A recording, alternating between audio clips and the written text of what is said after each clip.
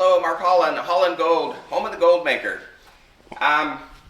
So I know a lot of you are, both because of environmental regulations and also in Arizona, especially because of lack of water, a lot of y'all use recirculating systems. So I'm going to show you what we do or what I recommend if you are in fact recirculating.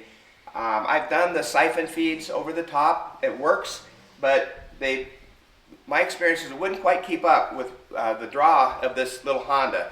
So this tub was always running low. We had to wait a little bit for everything to even out. And so I went back to just a very traditional, just cut a couple holes. I'll show you how to do it. I'm happy to put one together for you if you want me to build you one and send it to you.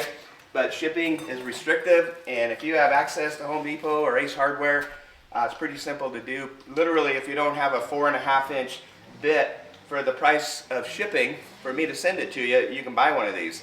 The ABS plastic I use is, they call it 4-inch. It's 4-inch on the inside. It takes a 4.5-inch hole saw to cut the hole. You basically cut these holes as I've shown there.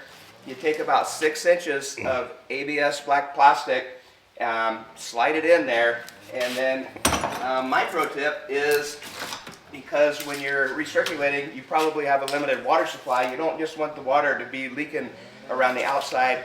I use this butyl tape. You can get this at windshield stores, automotive stores. Most of them will carry it. It's a rubberized butyl.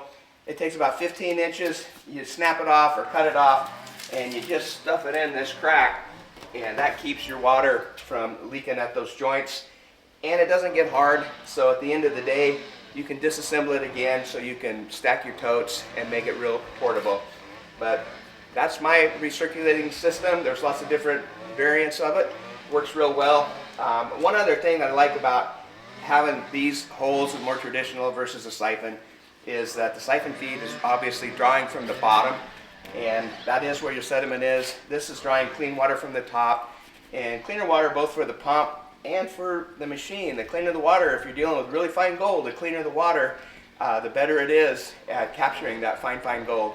So that's my pro tip of the day. Find us on YouTube, and if you sign up or subscribe, I will definitely keep you posted.